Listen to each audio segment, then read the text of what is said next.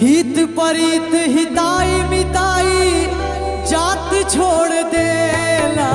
हित परित हिताई मिताई जात छोड़ देला।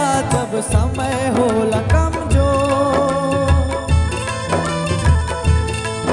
जब समय होला कमजोर तो हर केहू साथ छोड़ देला। जब समय होला कमजोर तो हर कोई साथ छोड़ दे।